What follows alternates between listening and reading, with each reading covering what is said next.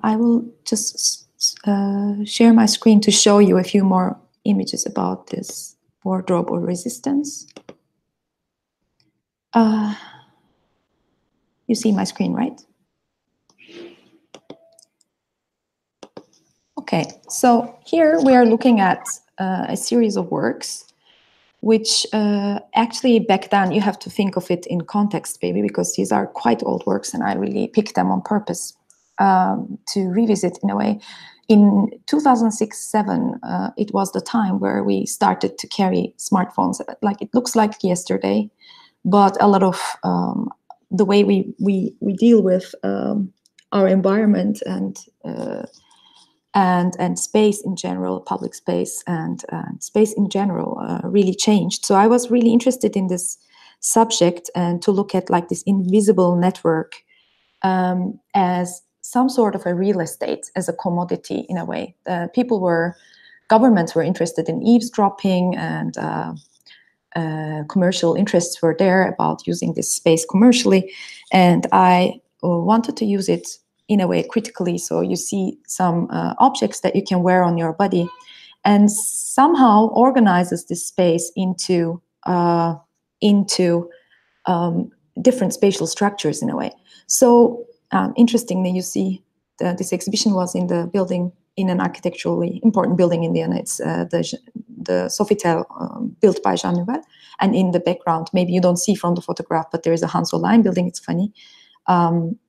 Here, for instance, I will go very briefly over these.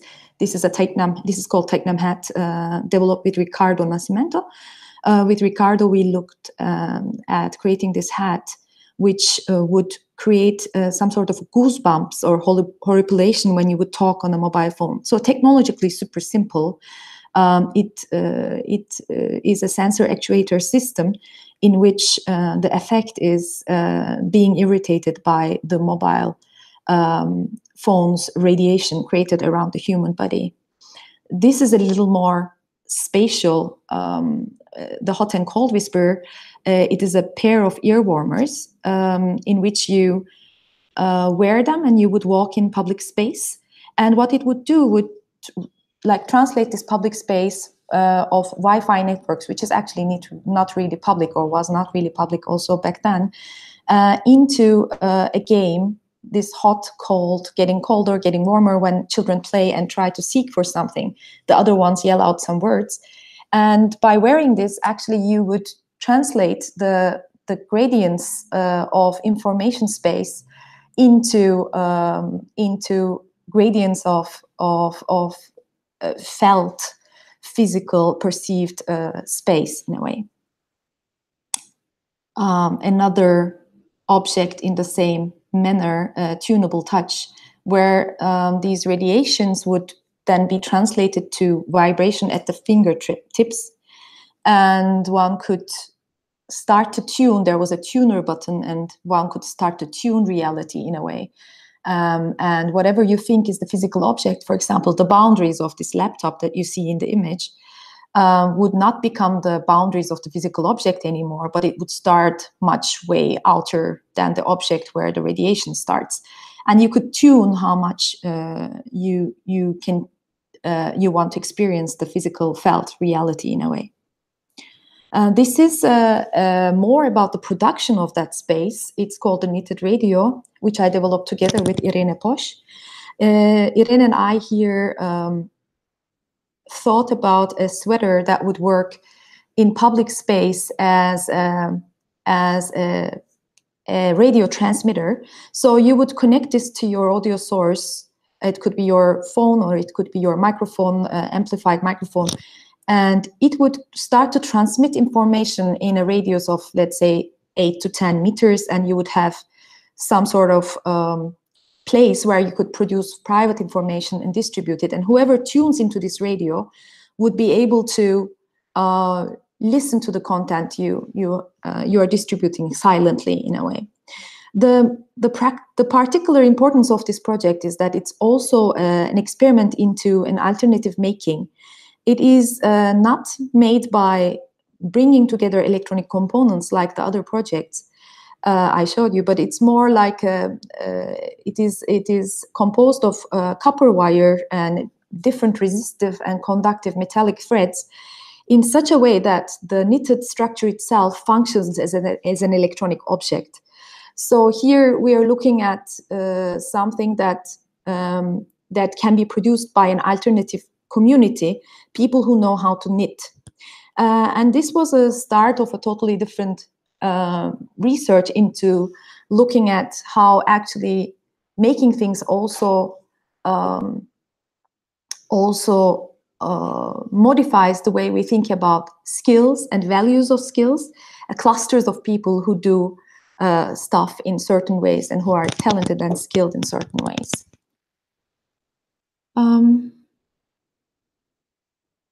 Another object that I created was called data catchers, similar to butterfly catchers. They're objects that would be engineered. They're more speculative than functional in this case.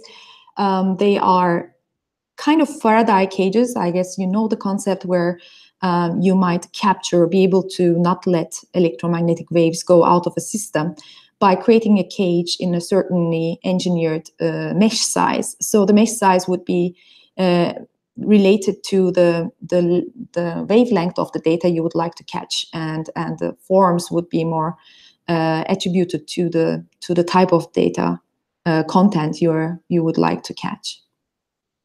Again, handmade from conductive threads, so the metallic content actually makes it possible to function as Faraday cages.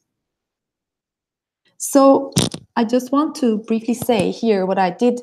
This slide is not so important. Maybe I show, how do I do this? Okay, so I guess you see me now.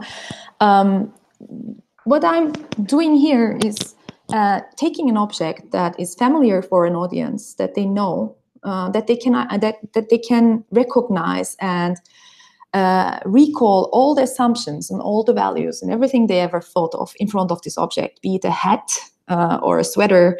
It is an object that we know, that we have a relation to, and we can establish something. But then something unfamiliar comes into the play and kind of helps or kind of intends to reconfigure everything else you have established in your mind. It might be about how you value skills, how you think knitting is a way of making technology, for instance. So coming across this object, you are forced to think about some stuff that maybe and most probably you don't really question, because they seem to be so mundane and so everyday. That's what I mean by what I intend to do in my practice.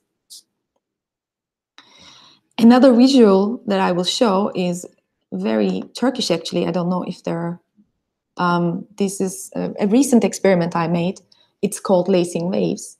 And in this experiment, I'm looking at this iconic image of 1980s or 90s, where we had this television, and on top of it, there was a domestic decorative object put by mostly female craft, let's say.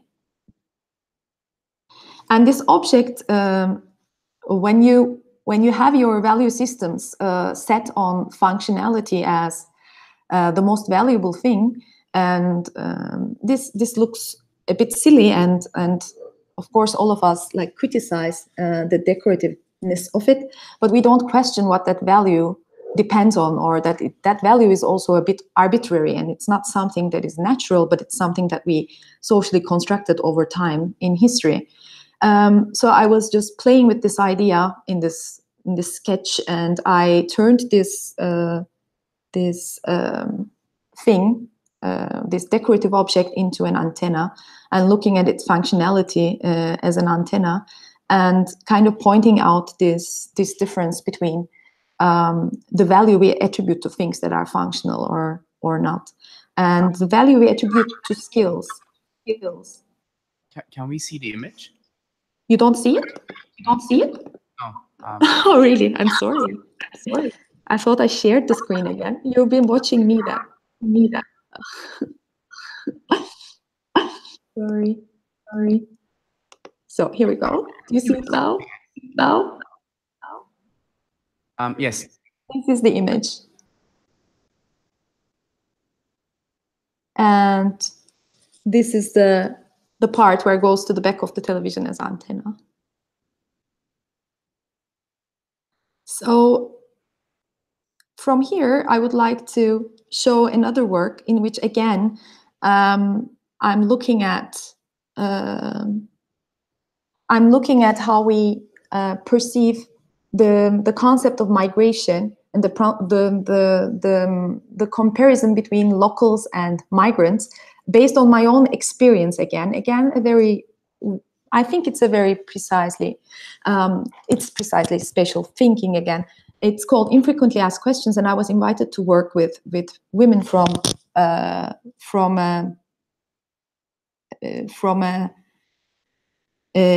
what is that? Caritas, it's called here. It's an organization where they help migrant women to get new skills, and they would come to this institution and they would start learning German, reading and writing in their own language, Afghani women and Somalian women per se in this case. And then they would learn how to ride a subway and I don't know, how to speak German, how to use a bank card and so forth. So it's an endless learning process which I associated with as a person who moved to Austria from Turkey. And when you're displaced, actually, when you're in a totally different space, which has a total different culture, climate, and rituals, let's say, you are forced to catch up. And when you're trying to catch up, actually, what you forget is that you have actually you're not under-educated, you're not under equipped, but you're equipped for a totally different environment, and this misplacement just disappears from your mind, and it's all about catching up.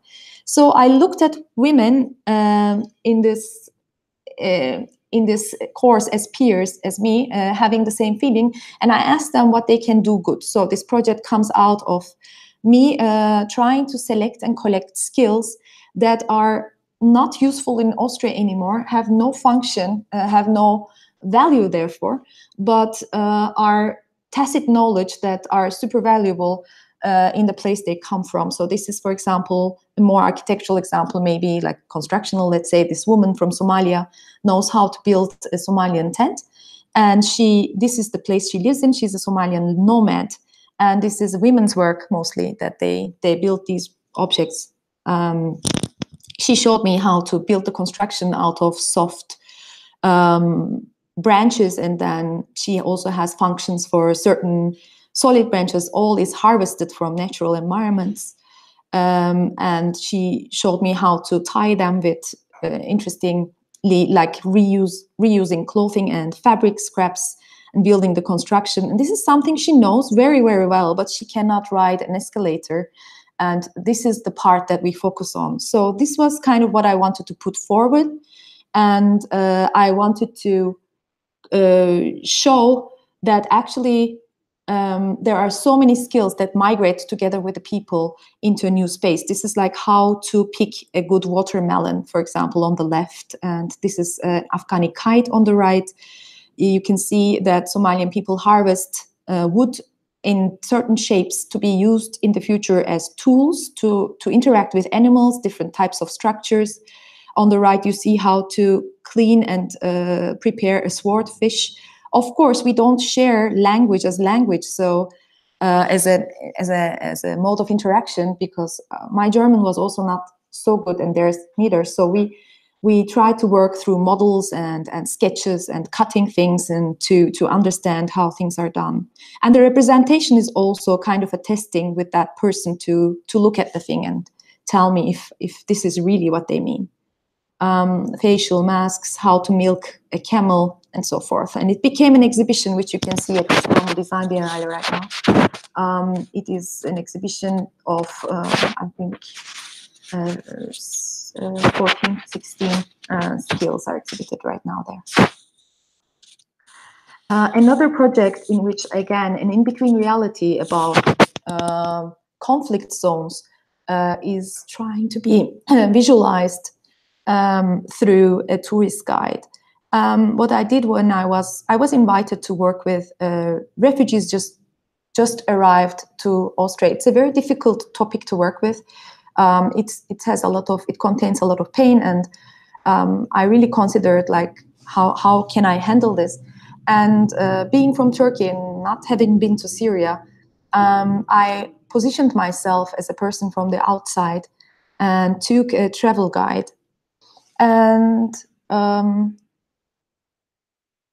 with this travel guide, I went to the people who really were eager to talk about where they're coming from and what just happened, because they were as shocked as anyone. It's not like very natural what happened in Syria. So this travel guide, which was published in 2008, was irrelevant at that moment because of the things happened in the country. But also there was certain amount of life that goes on, and the way we look at these things from the outside is that there is war, and now it's black, and there wasn't war, and it was the best place to visit. So what we did together was to look at this book and edit it meticulously, like through their quotes and their personal comments about each page. I tried to visualize some of the changes and some of the things, fragments of daily life that still exists. And this is, I think, this is also right now at the Istanbul Design Biennale. This is also a way of looking at a gradient reality and trying to refigure it into something that we can grasp and understand in a way. Okay. Another example, just one more maybe. I don't know where to stop because I don't want to take extremely a lot of time.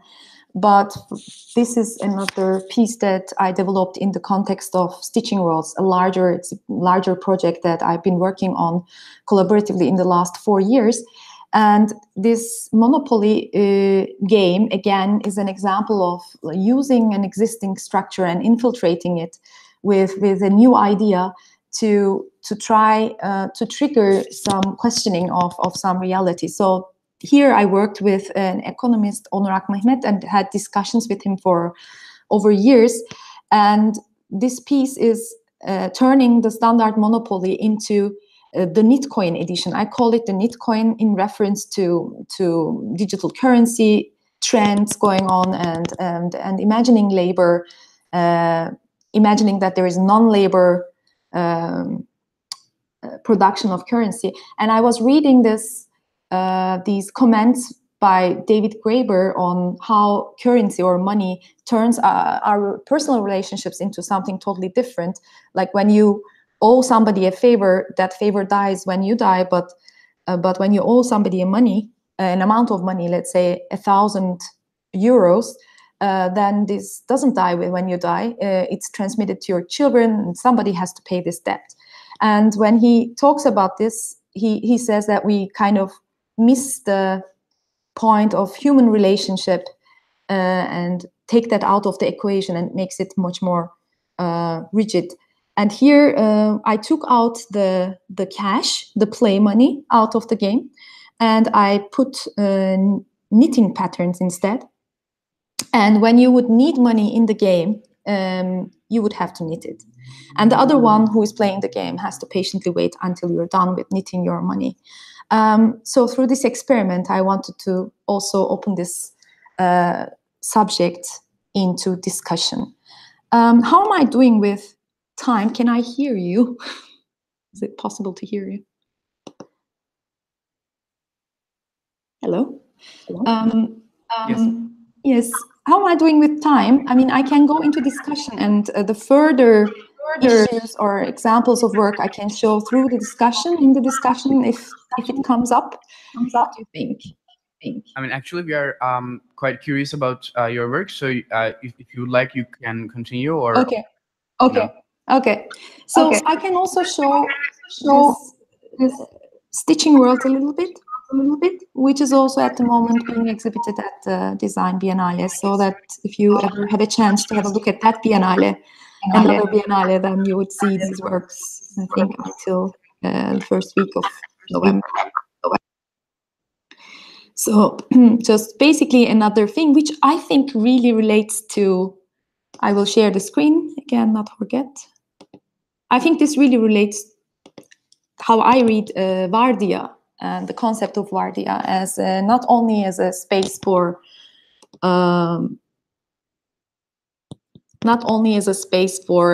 showing, exhibiting something, but as a space for also production.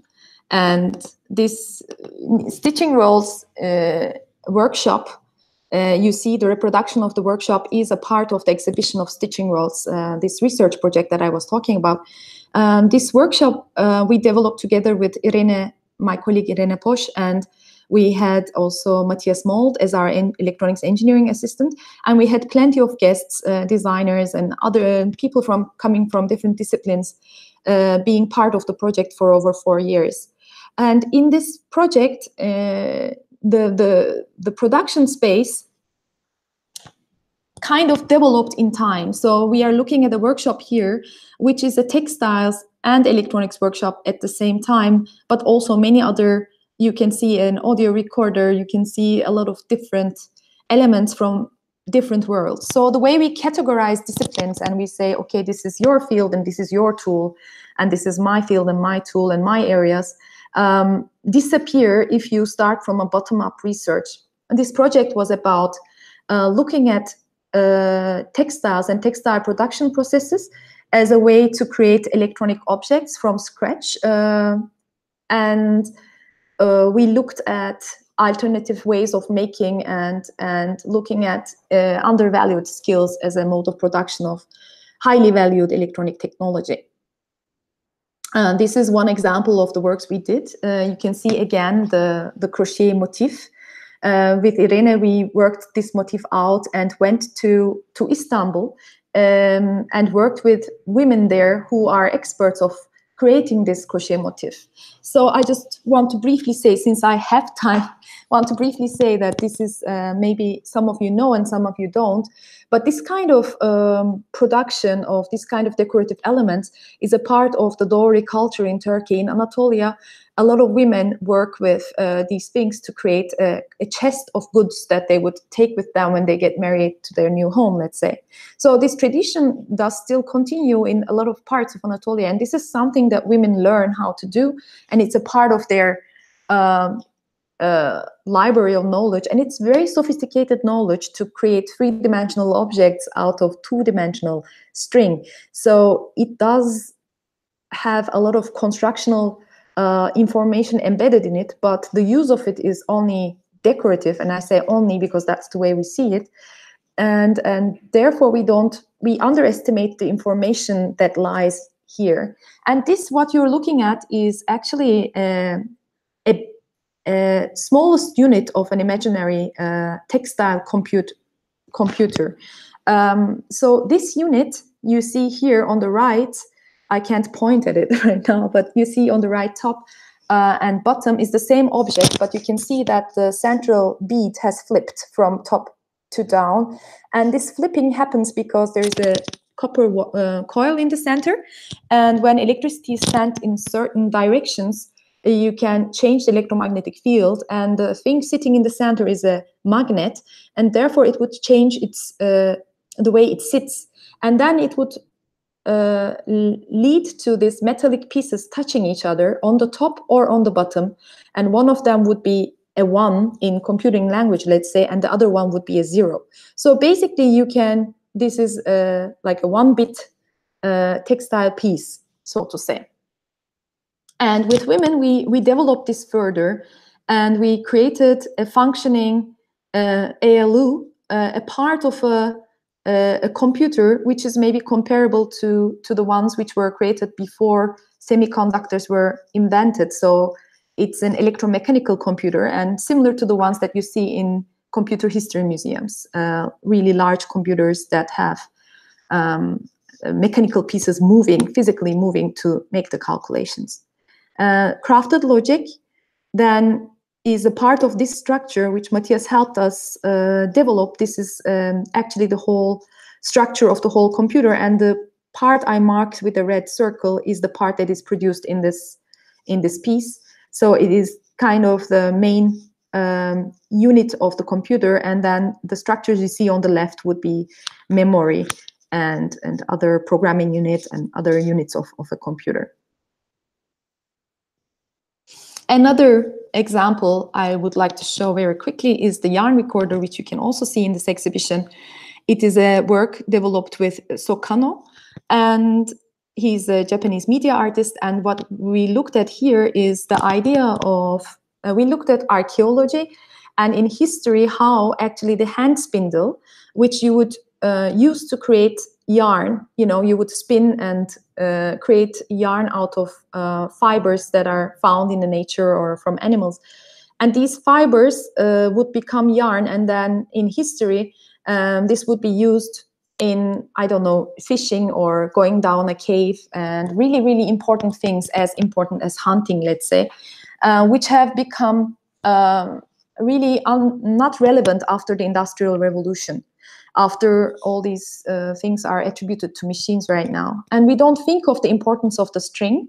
A lady called Elizabeth Wayland Barber, a really great researcher into archaeology of women's work, talks about this and talks about how the hand spindle is actually the very first rotating technology. So it comes even before the wheel, which means everything that rotates on Earth has an archetype, and that archetype is this spindle that is used to create fibers. And this is a yarn recorder kind of addressing that.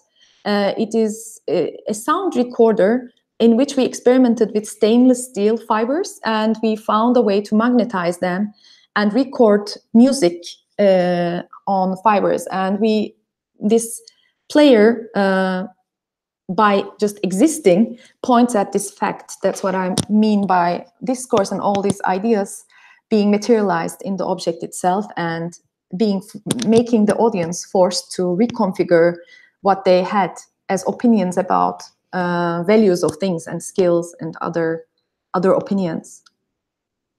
So I think I would stop here.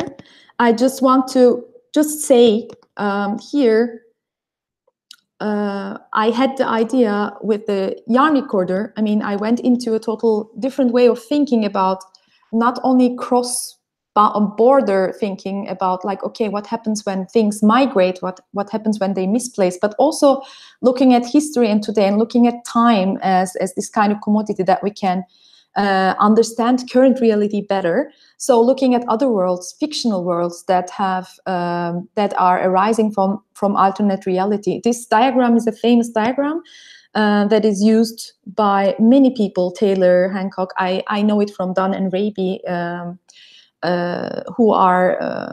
coined the term critical design and work in industrial design as a critical medium. And here you see future as a possibilities. It's not one future, but it's like millions of endless futures that might happen, and some of them are in the possibility cone, some of them are plausible, some of them are probable, which are more likely to happen, and then there is the preferable. So the preferable is something that we can go towards, that we can decide, and we can shape our future, and preferable cone kind of denotes a political category in all these studies that look at this way of looking at future as multiplicity than one expected reality. And what I suggest is now, or what I'm looking at, is the cone of lost possibilities, looking at history where things like Apollo computer was woven by women in factories, for example, and how the computer, or the hard drive, or the core memory, it's called, of the spaceship was developed with a totally alternative skill. And looking at moments like that in history where things could have gone otherwise, and looking at possibilities that were not seen in the history, not because they were not preferable, but because they were not imaginable. And I think looking at history in this way also helps us look at today, and to understand that actually we are not capable of imagining everything, and only knowing this also, and being open to confront other things and other disciplines and other people and other practices and other cultures does lead us to think about our assumptions. What do we assume and not question? And I think it gives me a little more hope that we have some chance to intervene in reality by understanding what we assume and what we don't question. So this is where I will leave it. Thank you. And I will stop sharing my screen.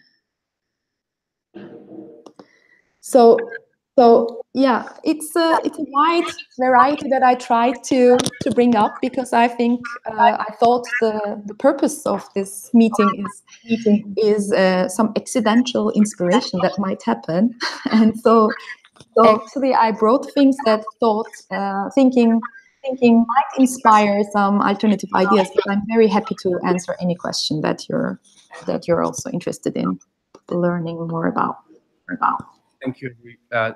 Like, you have raised quite a lot of questions among us, I suppose, and thank you a lot for your insights into the work you've done. Especially, like, I'm not hearing you so well. Wait a second. Can you hear me now? Yes. Especially, you have discussed about questions on alternative technologies. And also, like, having also seen your current collection of work on display in Istanbul Biennale, I highly find that like what you do in first the infrequently asked questions is like not only raises awareness for displaced culture, but also documenting that culture, and also in the other side, your re-editing of Lonely Planets of Syria and Lebanon turns the question back again to the place they came and redocuments it for us for now and maybe for the future generations.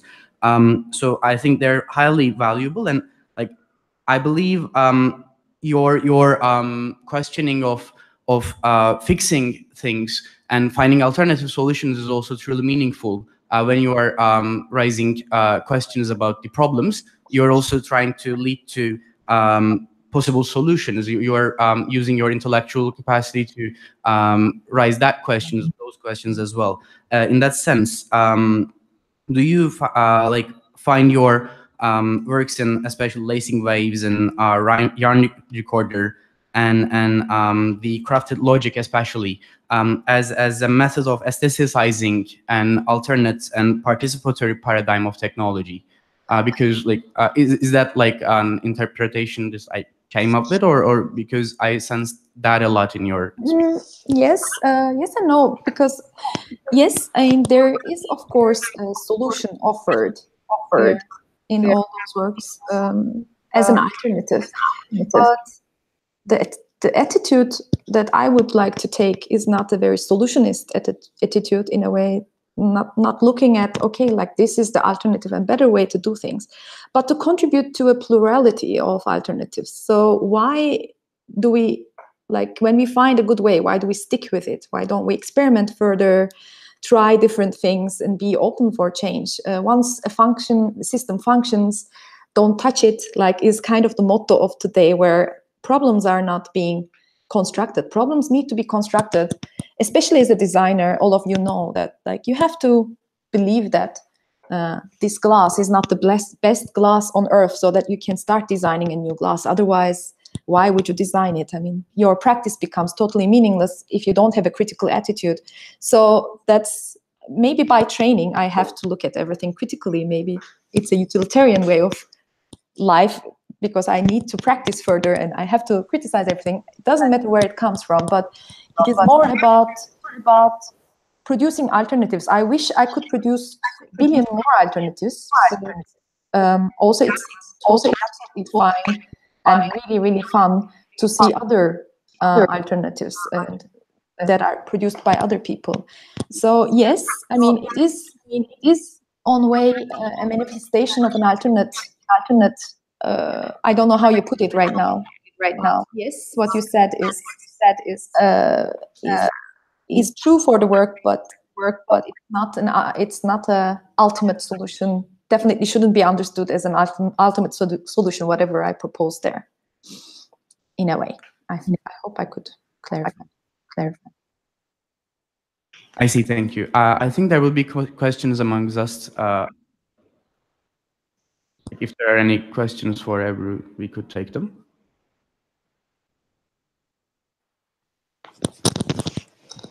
Seeing none, I believe your speech was quite like satisfactory and descriptive of your work.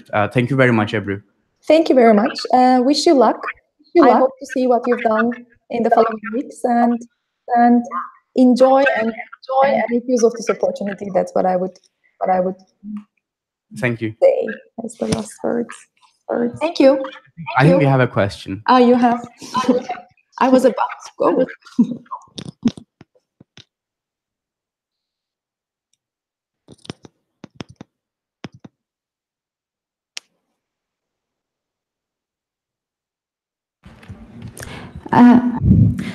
Thank you for your nice introduction about your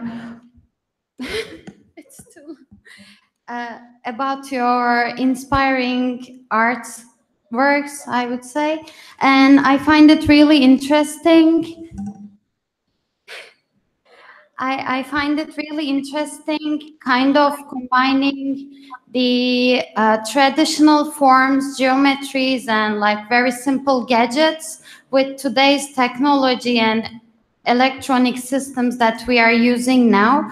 And I would like to ask you if is this a criticism also to the symbolic form of our time, and do you believe in the technologies that we're using nowadays? Do you think that some cultural values are like missing, or you just wanted to show an alternative? Is this a criticism also towards the form and the the forms that we are using and the idea behind?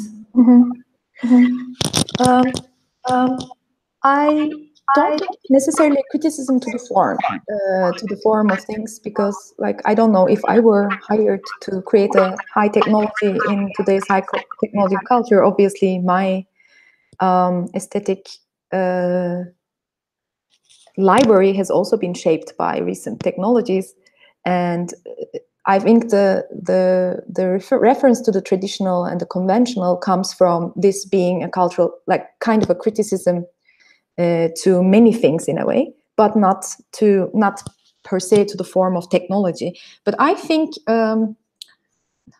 it's more about it's not a kind of a romantic idea of the past and let's stick to what we have and not being open to technology, but maybe being more open to having the choice to use it in alternative ways, to be aware of what this technology brings you, takes from you, or whatever it's used for, and with that awareness using it. I think every time, like paper was a technology too. So if you look at media archaeology, if you look at archaeology of media and technology, everything was groundbreaking. Things that we think are nature right now, like knitting, is also like super high tech for a certain time. So, and I think this kind of contemplation on questioning the technology of the day is necessary, but it's not necessarily a criticism in the sense that today I think this is a necessary criticism to be made about everything. So it's not necessarily about the technology of today, I would say. But yes, like I want to remind what is changing all the time. Like whenever there's a significant change that I recognize as significant, I also would like to highlight that in a way, so that we know we have choices and it's not the only choice in a way.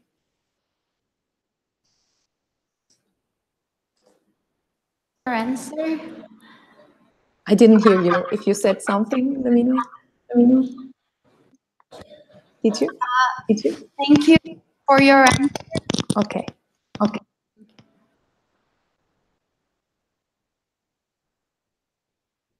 I think we have another question. Okay. Yes. Yeah, thank you again for your inspiring presentation, Ebru. And when you were talking about your work with the hot and cold, the kind of, you explained it as with its spatial aspects or like concerns, and I understand that this you understand space as something more than what's visible to you. Obviously, can you reflect more on this, like how you see space, your other works, and Yes, I mean this is definitely like a manifestation of my thoughts on technology of that day and how it kind of transforms our conception of space, our collective conception of space. Of course, everybody has different opinions, but the way we relate to physical space was very much influenced by the non-physical or the physical, but the immaterial and invisible aspects of space at the time. So you would, I don't know, like very, very basically talking, like being connected, being able to be connected became like a very important commodity, but also like address, like you had a post box in the past which became attached to your body. So this changed for me the whole idea of how an individual moves in space and how the individual perceives the space, because the address is now not simply attached to a place that is outside of my body, but it is on me, and how I become like the center of everything around me, and how this actually affects the way I think about the world around me. So that's basically the spatial idea. I think this immaterial network of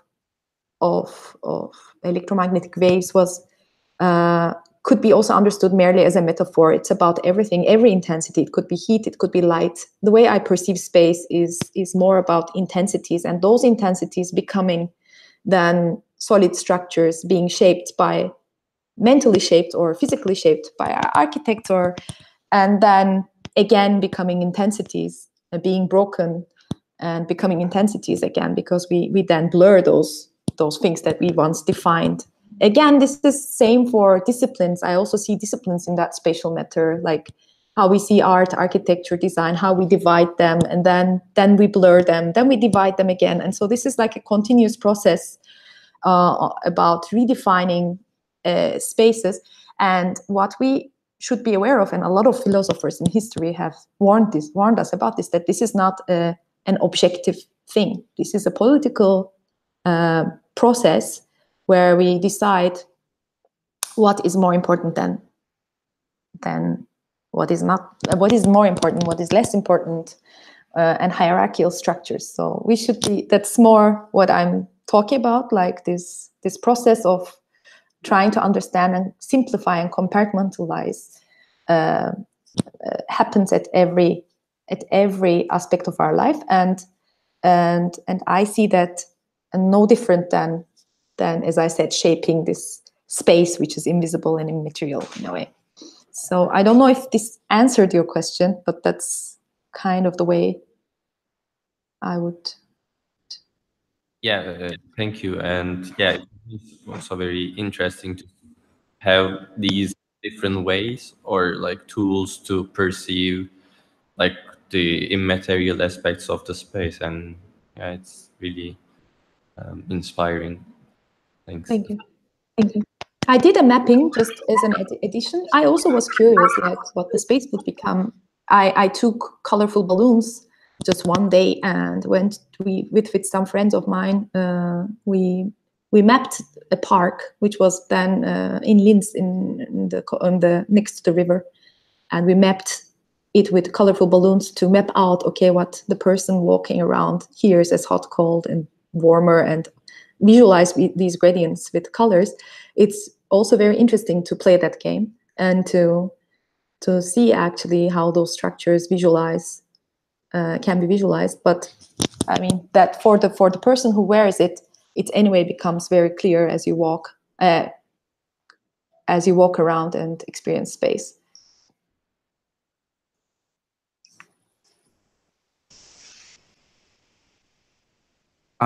You have also, like, I would like to ask a question about one of the first works you have shown, the A Wardrobe of Resistance. You have mentioned about an fragmented understanding of space, and you have, like, could you elaborate on that a little bit more? Like, in what sense the space you see is fragmented, and how do you interpret that into a relation with resistance? Mm-hmm. Again, it's actually the same things, similar, like it's similar to the things I just said about the other question in a way. This fragmentation and then blurring again, this process. When I said fragmentation of space, I mean, like, okay, you group and categorize things and also space according to some parameters, but those parameters are things that you define in a way. So like we group people as women and men, let's say, and not as, I don't know, people with black hair and blonde. I don't know, like the categorization that we make is not always very natural. And in space also, when thinking about space, those categorizations are also not very natural. So I was talking about that fragmentation. I was talking about that fragmentation as a process that is subjectively made. And yeah, I was trying to actually destroy that fragmentation and refragment through those objects that you wear, at least for the person who wears them. I see. Thank you very much, Ebru, for your time. Thank you for the invite. Okay. So that's it, I guess. Yeah, see you. Okay, see you. Thank you.